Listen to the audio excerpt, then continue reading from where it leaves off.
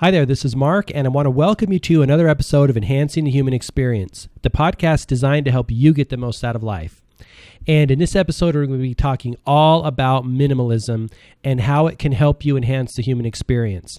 I actually had a different episode all lined up and all ready to go, but I recently saw the movie Minimalism, a documentary about the important things by Ryan Nicodemus and Joshua Fields Milburn. They're the guys who run and are behind the Minimalists website, theminimalists.com. I'm sure you've probably heard of them.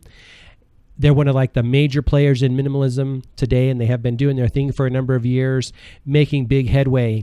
And I said, you know what, I got to do the podcast on minimalism because really at the end of the day, it's such a huge factor in enhancing the human experience, right? It's the whole idea of the less things you have, the more you can enjoy life and enjoy the experiences and relationships and the adventure that life has to offer. And you don't become like a slave to your stuff, right?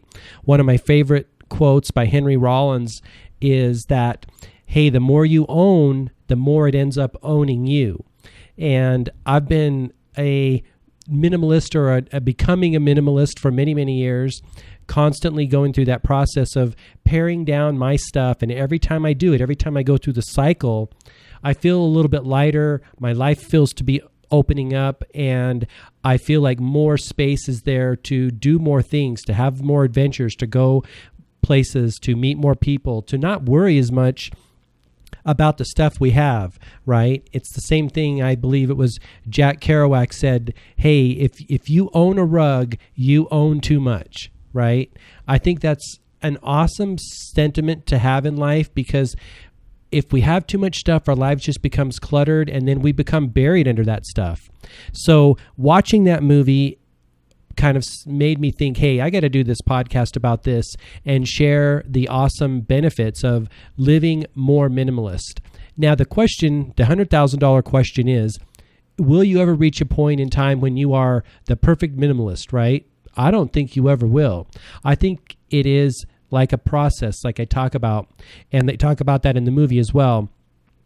It's a refinement. You're always going to be challenged with, when you go out in the world, being conscious of what you bring back into your space, right? Because the reality is, no matter how much space you have, you can find stuff to fill it in. And I don't know if you ever do this, go into the grocery store and walk around in sheer and utter amazement at the amount of stuff in the stores these days. It's absolutely mind-boggling. The sad thing is, it's not great stuff. It's kind of junk, right? It's throwaway stuff. And that's the center of another awesome film about minimalists called The Story of Stuff. I don't remember the gal who wrote that book and made that film, but that's an amazing film about the life cycle of stuff. And it's becoming really short, right? From the time we harvest it from the earth as a resource, put it through the manufacturing process, and then put it back in the dump is really, really short.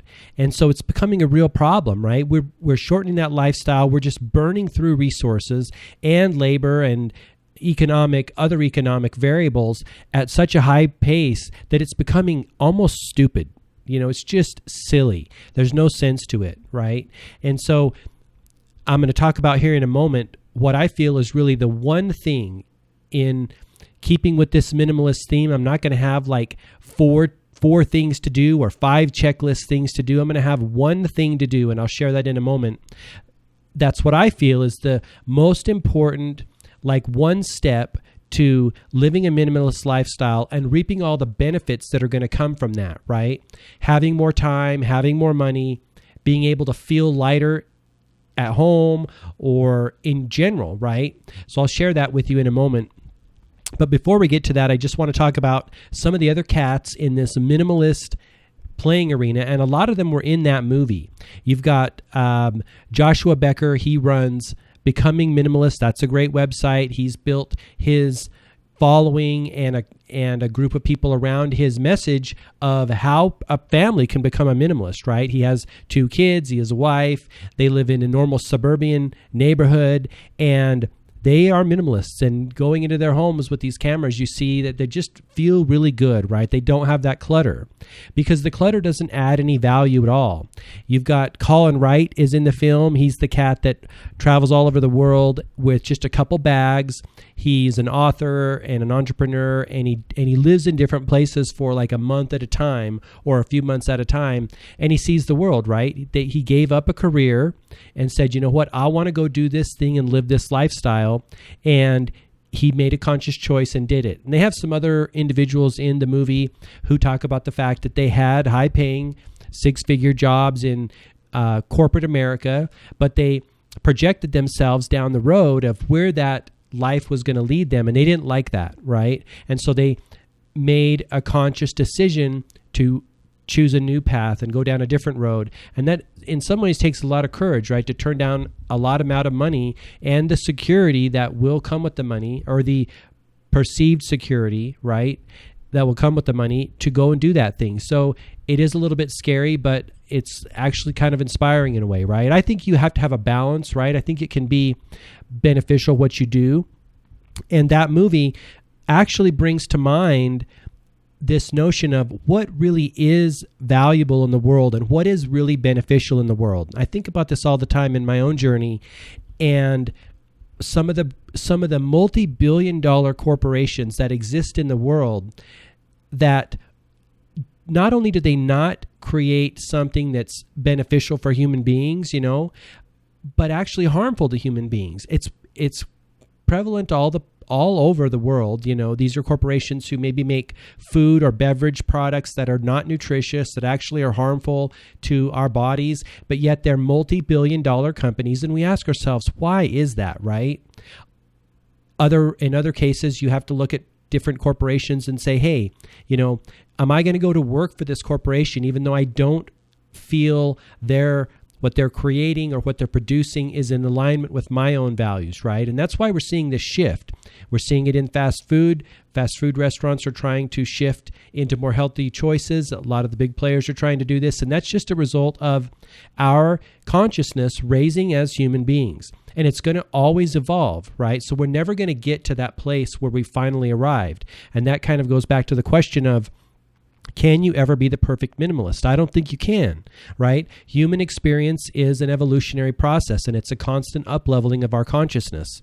So we have to be aware of that. But it's just a really great movie, and I really highly recommend it because it helps you, it starts you thinking, right?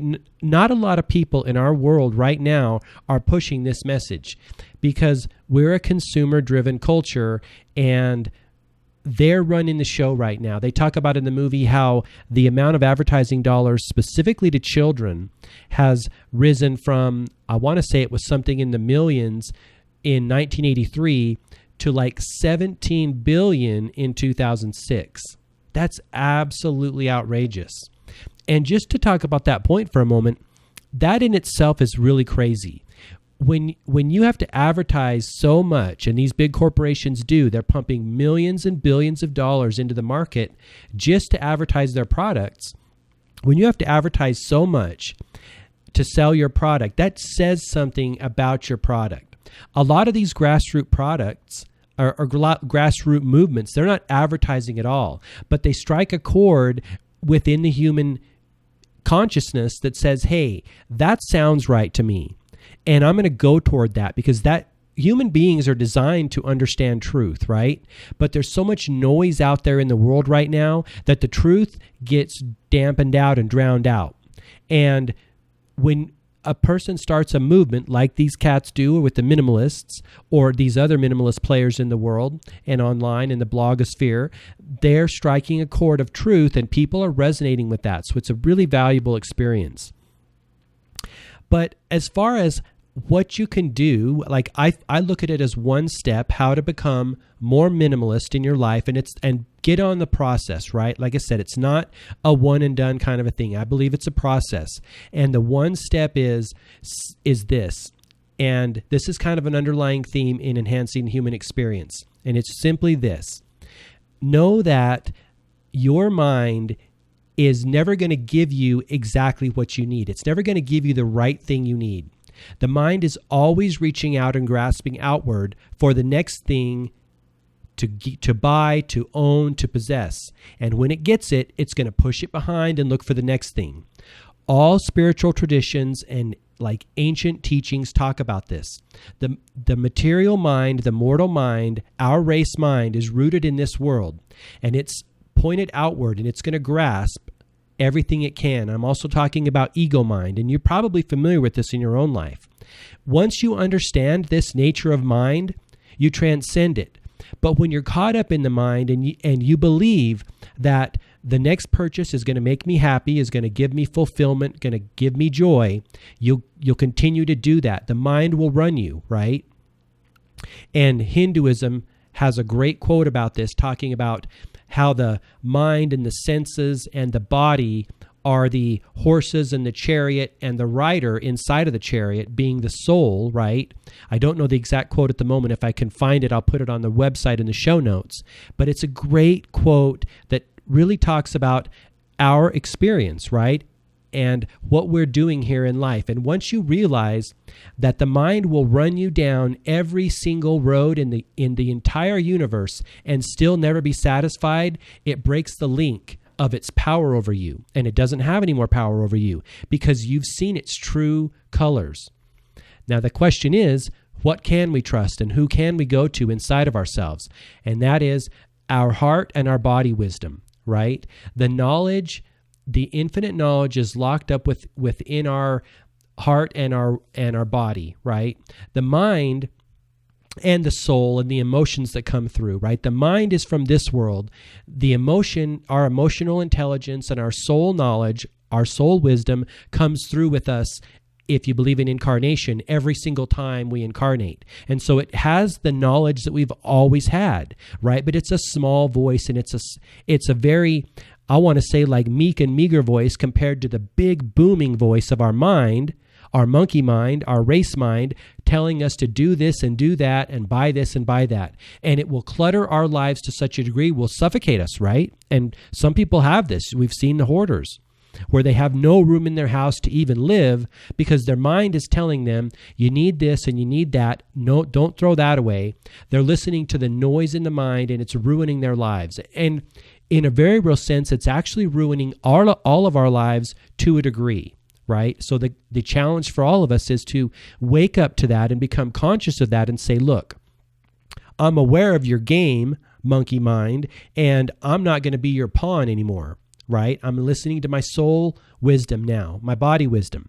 And it's telling me less stuff, less thinking, less attaching to those thoughts, less identifying with every single thought that passes through my mind, and putting a gap between that thought. And this is where meditation helps big time, giving you that gap between the thoughts that are passing by that are just random and your true soul, your true identity, right? And they talk a little bit about the benefits, actually a lot about the benefits of meditation in the movies. And they have in this movie, the Minimalism, and they have some high-level meditation players who talk about why that happens and how that happens. So I actually thought they brought in they did a good job because they brought in a number of experts to back up what they're saying, right? Not that they need it, because like I said, your body wisdom and your soul wisdom knows what they're saying is right.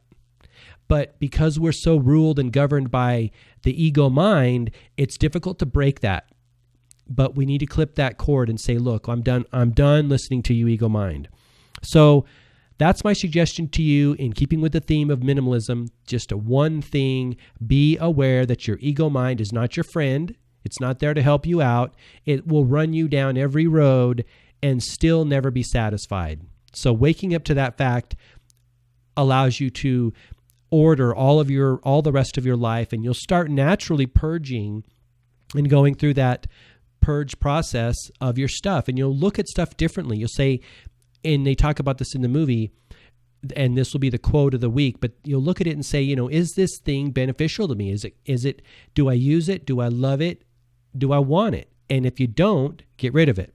So the quote of the week is this, and this is from, I believe this was from Joshua Fields Milburn. He said this in the movie, and he said, he asks this question: does this add value to my life? And if not, I have to be willing to let go of it. And that's really the crux of becoming a minimalist person, is asking that question about every single thing that you own. And you'll probably find, as I have in my journey here, that a lot of the stuff that you own doesn't add value. It's like clothes that you have in your closet that you don't wear, that you don't like, but you think you need them for that one day, someday down the road. So I really like that question. Does this add value to my life? And if not, I've got to be willing to let go of it. Similar to what Marie Kondo is talking about in her book, The Magic of Tidying Up, is, does this thing spark joy for me, right? So all this stuff is beneficial in helping you wake up to the fact of, do I need this stuff in my life? So I hope you enjoyed the podcast, and I hope you got something out of that, one step there. And I want to thank you for tuning in today. And until next time, all the best, health, wealth, and success. Bye-bye.